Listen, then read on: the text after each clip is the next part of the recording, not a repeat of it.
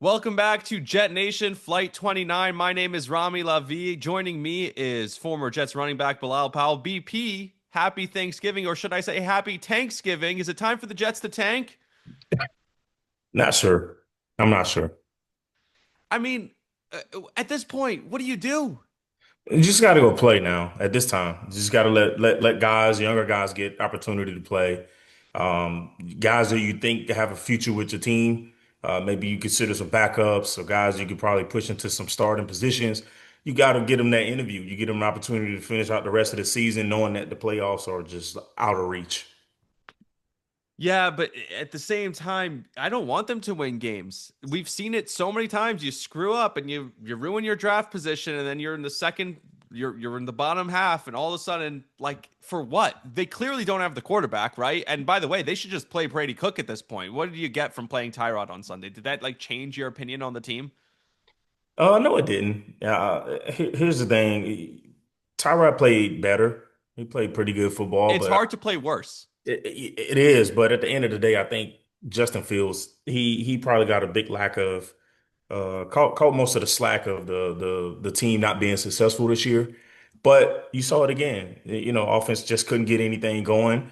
But like you said, this year, just finishing out the season strong, having the momentum going into the offseason, kind of giving those young guys an opportunity to play. I'm not really worried about the draft picks. You talked about it. You said your boy Jackson Dart was later My in boy. Yep.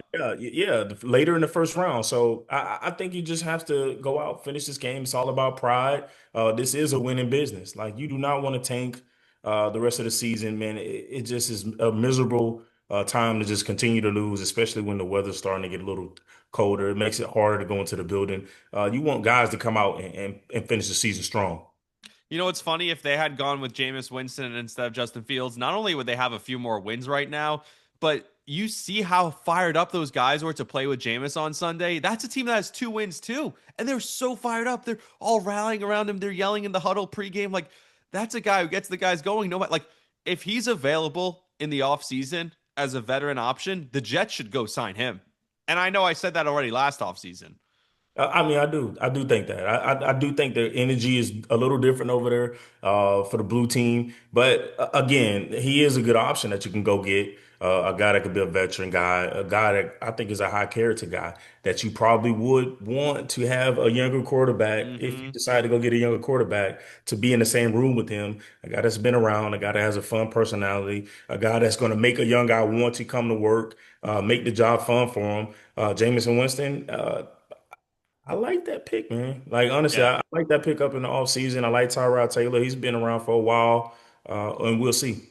What's crazy about Jameis, and this is malpractice. I know this is not a Giants podcast, but on the Giants part on Brian Dable, like it's malpractice that he went with Russell Wilson to start the season and not Jameis Winston. Like think about how different their season would be if they started either with Jackson Dart from day one or with Russell or with Jameis Winston from day one. Like that, the fact that they watched Russell Wilson play for three, like it is mind boggling to me. I mean, listen, they do have a different energy. All three Uh of huh. them. I don't think the New York Giants fans were excited to see your boy over there, Russell Wilson, as much as they were to see James Winston, and Jackson Dart. But like they're Yep. they're bringing a different energy, man. And that's what you're gonna have and need for the rest of the season, man. Especially with no hopes of the playoffs. I agree. The energy is something about it, but as always, Jameis Winston's going to throw a couple of back-breaking interceptions. Speaking of interceptions, the New York Jets set a new record. Did you hear about this? The Jets set the record. They are the first team in NFL history with no interceptions as a defense through the first 11 games of the season. The Jets also are closing in on history because they only have one forced turnover this year. The current low for an entire season, the record is 8.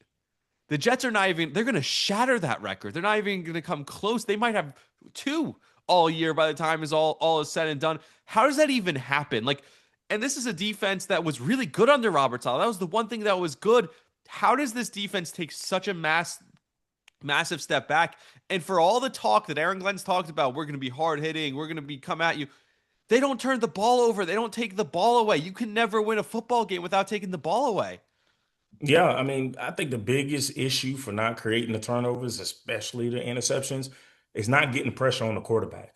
They didn't have a pressure on the quarterback all year. And then on top of that, you're playing man coverage behind, not having pressure on the quarterback. So you I look at know, but this is like talent. Like you almost accident. How many times in the NFL do you see a tipped ball? Do you see something hit off a guy's hands, like off a guy's shoulder, off a guy's head? Like to accidentally not have an interception, it's like Oh, if it if wasn't an you, interception, it was definitely a flag. I would say that uh, on the back end. But again, like I said, I think a lot of the issue is not having the pressure up front. I mean, you seen Jermaine Johnson when he came back healthy. He missed three of the 11 games this year so far, and he's tied with Will McDonald for quarterback pressures. So that's letting you know that they were missing a very important piece in Jermaine Johnson early on in the year. I would have loved to see him and Quinnen have a good year. Obviously, Quinnen, before he got shipped off to the Cowboys, he had a career low of everything statistically for a defensive lineman this year. So there just was a lot of things going wrong for their defense this year. there's a lot going wrong across the board for the Jets, and my fear is that they now clinch their 10th consecutive losing season, right? Which is insane. 10 consecutive. You were there for the last time the Jets had a winning season. You've been retired for what now? 6 years? Five. Five. And you Yeah. were there the last Six, time. going on six, but five now. Right. And you were there the last time they had a winning season. That was 5 years before you retired. My goodness. That's Like, insane. I it's can't believe crazy. It's unbelievable. And my problem is I don't see the change. It got it stabilized a little bit from early in the season, but the Aaron Glenn era has not given me the hope that I think they wanted. And the biggest problem for me is you're seeing the same things. Guys complaining on social media. You saw Brees Hall going after a guy again for doing their job, going at one of the media for doing their job. They went over to Justin Fields and asked him about getting benched.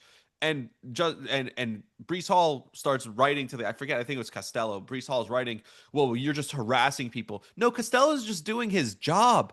And why do you think Brees Hall thinks he could talk like that? Because the head coach talks like that. And by the way, speaking of Aaron Glenn always complaining about leaks, the leaks are in your building. Don't blame the media for the leaks. Blame the people in your building. He loves to blame everyone else but himself. Look in the mirror, take some accountability. And I don't see that happening with the Jets. I see the same loser culture, loser mentality. Jermaine Johnson talking on social media about, oh, you don't know ball because I really did the right thing on this play. Like, it's enough. When's it ever going to change? And I'm sorry, the new head coach is not changing it. He's not changing it. And I have zero faith in Aaron Glenn. it. So you don't see a future for Aaron Glenn I, with the New York how's Jets. it supposed to change? If you're supposed to I be the don't guy know. I who's the mean, you've culture had shifter how and the many culture's coaches? How gotten many worse. coaches came? How many coaches have been in that building? How many GMs? Like, at what point? I mean, what direction do you go from here? I saw, you know Brought in what? the players, you brought in the coaching staff, you brought in the management. There has been a change in all of that, and yet you're still here at this time of the year. The most important time of the year for you to get into the playoffs and make a playoff run, you're still talking about some of the same things that have been going on for almost We're talking about tanking. just tanking, just bad football. It is really bad football. It is undisciplined football. Yeah. It is an undisciplined team from the standpoint of going to the social media. So for me, I don't know what else to do. I can't tell you. I don't have the answers. I mean, But maybe bring me in the building and let's see how things will change. Bilal, I'd pray for you to get a job. I hope you do get a job with the Jets. But the problem is, I wouldn't trust it because guess what? You'd be a first time head coach, and that's what they keep doing. Is the first? This is what You I don't have talked to to you give me. about. I mean, come on, man. Come on, come on. Okay, you'd be better than Aaron Glenn, but that's not saying much. Like I keep saying, they need a vet. You know, somebody put out on social media. I really want to give him credit. He's one of the Jets content creators. I don't remember. I'm blanking on his name. I'm sorry. Would you trade 5 first round picks? Again, it doesn't actually work this way, but give away 5 first round picks for Woody Johnson to sell the team Hmm. But what does that change though? because you need something different. He owns the team. He at the end of the day he runs it. He's the one who wants to bring in a first time coach every time. He's the one who wants to bring in a first time GM every time. He's the one who's dictating to them what to do. He's the one talking in the media bashing his quarterback. At the end of the day, you need someone who's going to come in here, pay the salaries and get the hell out of the way. I would give 10 first round picks because guess what? As long as he's here, those 10 first round picks won't amount to anything. He's proven that they can't win with him as an owner because he What about meddles. He relocating the team? You think that'll work? Going back to Long Island, getting right back to the real New York Jets roots, true fan base, getting their own stadium. Does it start there? Having your I own. would move to Long Island if the Jets moved there. If they moved back to Long Island, they got their own stadium. Would you think that it'd change a lot of the culture that's going on? I don't think anything's going to change until you bring in a guy like a Mike McCarthy or a Mike Tomlin or a veteran and say, here's the What about keys. Pete Carroll? I mean, and listen, I like Aaron Glenn. I'm not Pete Carroll's telling. 75 years old, though. Yeah, yeah. So is Andy Reid. Yeah, but oh, he's already established. I wouldn't bring Andy Reid to build a new system now. Like So I wouldn't bring in Andy Reid to rebuild the Jets. because look at Ben Johnson. Look what he's doing. First time head coach in Chicago. He's 8-3 right now. That's fair. They're frauds, right? What do you think? I mean, listen, at the end of the day, 8-3 in the league, that's saying a lot. Eh. Like And you this time last year, a lot of people wanted Caleb Williams' head. So yeah, but okay. you go get the right guy. I think here's the biggest thing. If you I will say this. I will tell you this. Okay. It's really not about the veteran head coach. It's about your coaching staff. I'll continue to say this. As a head coach, you are as good as your staff. If you don't have guys that are teaching what you want, if you don't have guys really teaching football, if you don't have guys really buying in and really having the same tunnel vision of what you're trying to create in a culture, you're not going to be successful. If you can't, as a head coach, like Dan Campbell, he lost two of his coordinators. Why? Because they were good assistant coaches. They've gone on to be head coaches. So if you don't have guys on your staff right now that don't have an opportunity to go on and be a head coach, then those might not be the guys that's going to help you win. Good head coaches lose good assistant coaches. So you are as good as your assistant coaches. I think that needs to be reevaluated from yeah, top to I bottom. mean, I think Steve Wilkes was a mistake. I think people said it from day one. He's bounced around everywhere in the league. He's never kept a job for more than 1 or 2 years. I That was a huge mistake. Clearly, they're is it Banjo who's the special teams Team coordinator? scored. Yep. First He's time. doing a great job. I think Tanner Engstrand is like guys are getting open. Look at John Mechie. He comes over, and you want to talk about like positives. John Mechie comes over. They get him for free practically from Philadelphia. He's wide open on every play. He's got 2 touchdowns. Like he looks great as a Jet. Like that was a great trade by the Jets. Even AD Mitchell's looked better. Like the offense looks good if Brees Hall could figure out his fumbling problems. And I saw Tiki Barber said he wanted to mentor him because he's like, yo, somebody's got to talk to him about the fumbling issues because Tiki, Tiki had the so hold on, Tiki. So how do you mentor Brees Hall, but you go after Saquon Barkley? so you're calling out Tiki now? Nah, I'm just saying, man, you can't do that. Come on, man. You had a great running back in your backyard. You should have if you would have mentored him, just imagine what that would have looked like. Well, But he did mentor that's him. They're not my close. space. That's not my space. But all right. Well, I'll say this about Tiki. Tiki does have a relationship with both Saquon and with Brees. So he already has the relationship with Brees. We have a signed Brees jersey signed to Tiki hanging in the studio. So Good. I'm glad they made up. yeah, no. So yo, well, him and Saquon always had a good relationship. I think he was more just kind of like, you chose the Eagles. Bye, go be an Eagle. You go, okay, I feel you. I feel you. Like if Brees went to the Patriots, you'd have something to say about Brees, right? Uh, yeah, I probably would. Yeah. But it's a Uh, business, so he has to do what's best for his future. But Tiki struggled with fumbling and early in his career, and then he kind of it corrected itself. Him and with Tom Coughlin helping him there, making him hold a football during practice, during meetings, during lunch. Like he made him hold a football all day. That's how he fixed. So maybe that's what Brees needs to do because it's not, Brees. I think only has 2 fumbles this year, but it's the timing of them. They both came at just terrible times. But again, he looks incredible this year. He looks like a superstar in the league. He looks like one of the best running backs in football. There's so much good here, and yet there's still. This is why I look at the head coach because yeah, so you could look at Steve Wilkes and the defensive side is a problem, but you still see the same problems. You still see the same mess at times, and that's why I look to ultimately the head man who's running everything. Yeah, I mean, and at the end of the day, as a running back, and this is no bias, usually the guys that fight for extra yards, a guy that knows how to create contact, I mean, yards after contact, how to create it. They sometimes lose the ball. because you have multiple guys hitting you, and now like defenses are just emphasizing punching at the ball, getting the ball out like never Well, the before. defender, I forget who it was who did it for the Ravens, but he said he studied on tape how Brees holds the ball so that he knew where to punch, which is crazy. I mean, guys are doing it. It's just emphasized so much now. I mean, it's just an opportunity to take the ball away from the offense, give it back to their offense.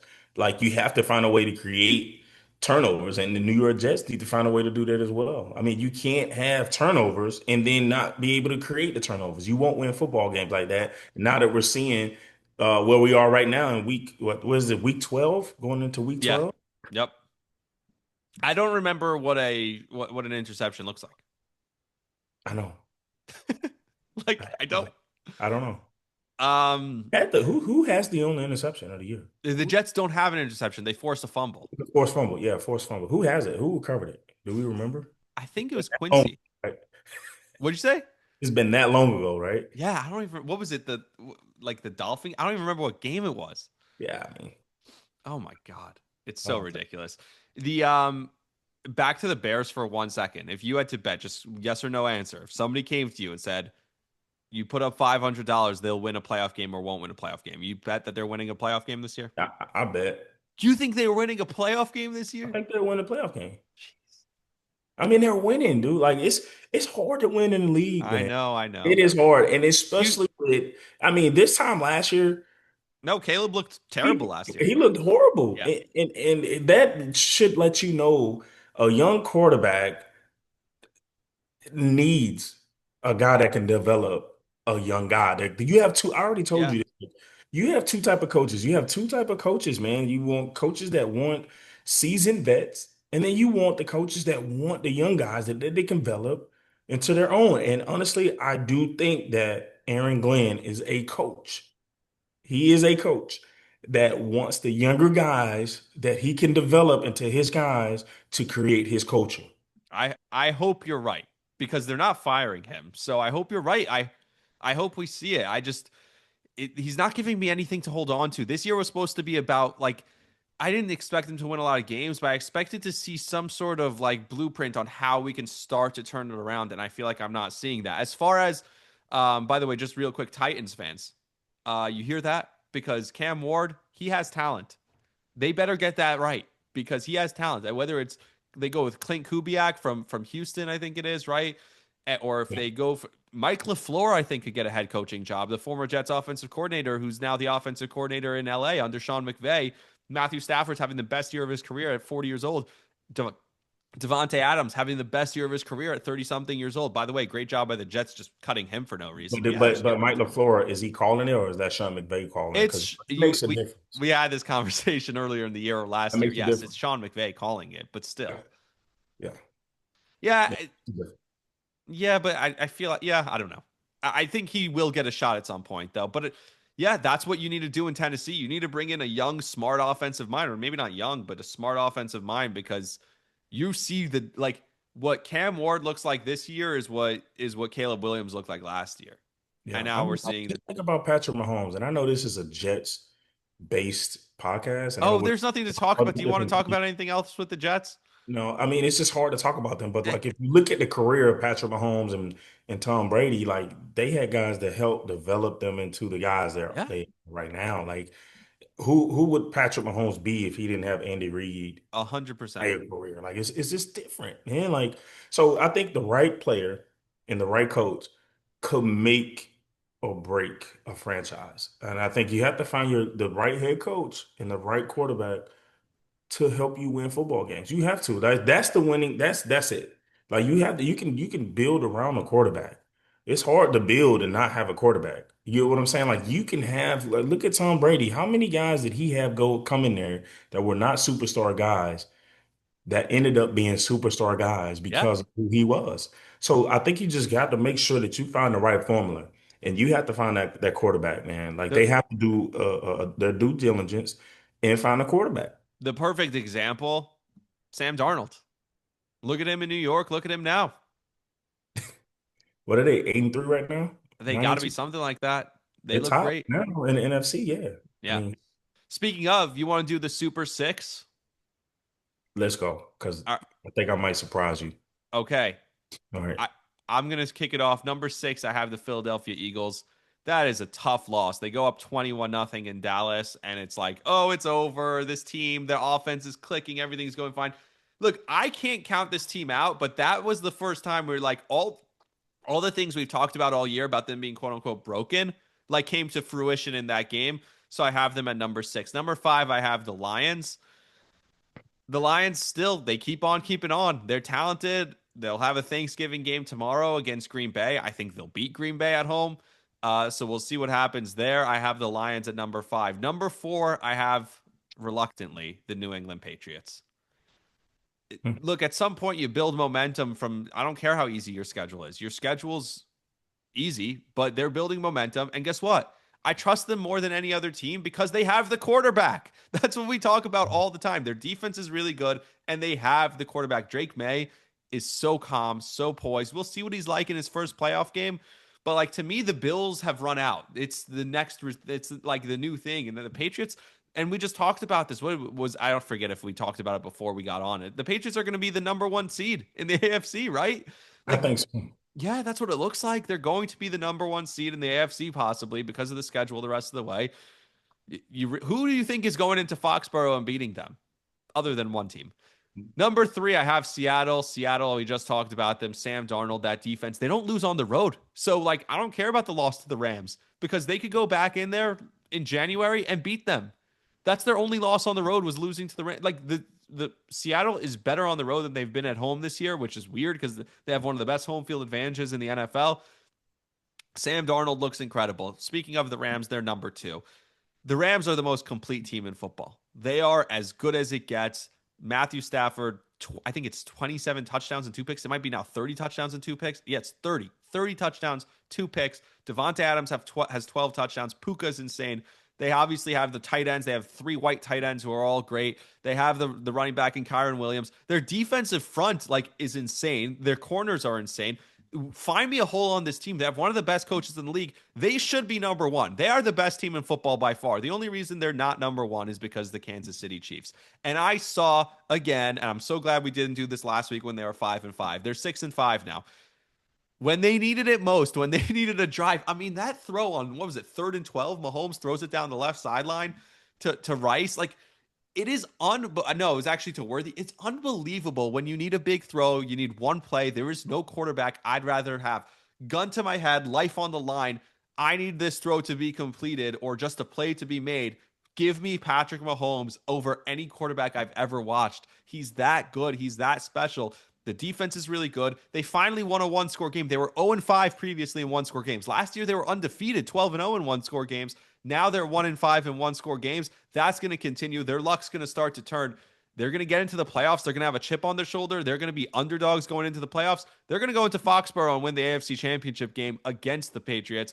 They're going to the Super Bowl again, and I think they're going to win it. So, number one, the Chiefs. Number two, the Rams. Number three, the Seattle Seahawks. Number four, the Patriots. Number five, the Lions. And number six, the Philadelphia Eagles. Only two AFC teams on my list. Hmm. Well, so no Ravens. Did that ship I sail? think Lamar's hurt.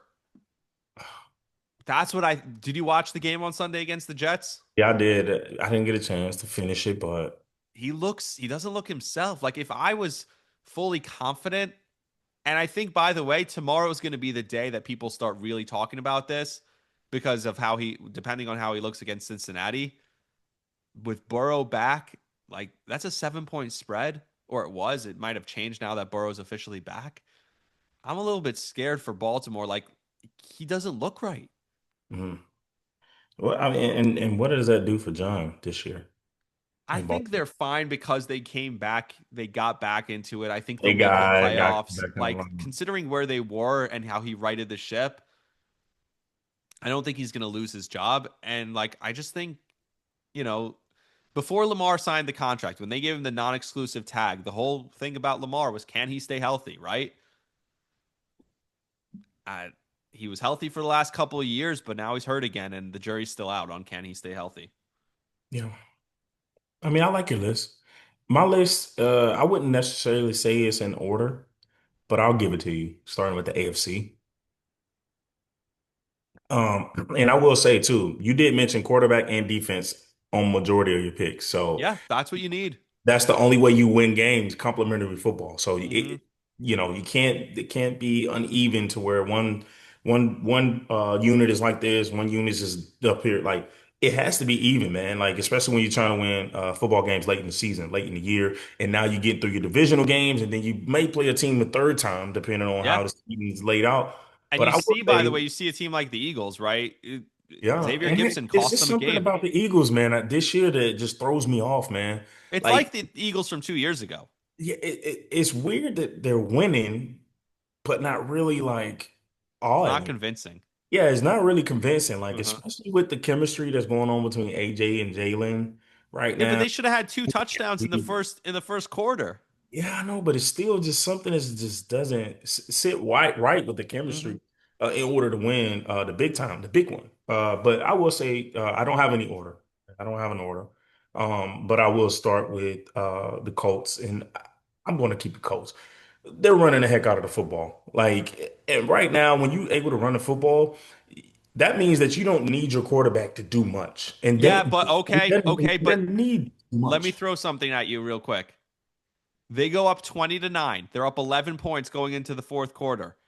From that point on, four drives, all four three and outs. Daniel Jones was 3 of 9 passing for 17 yards.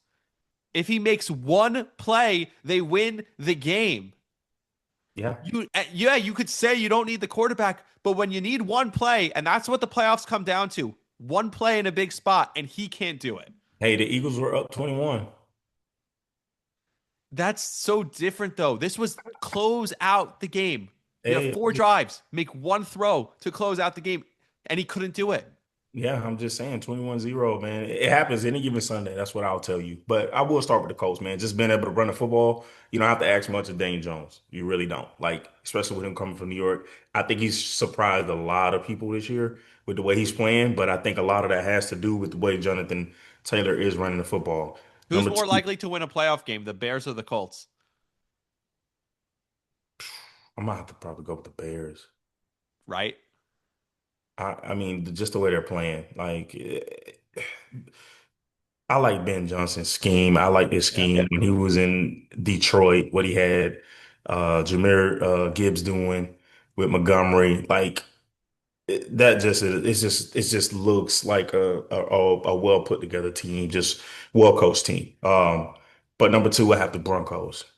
Bo Nix, and then obviously that he has a strong defense behind him.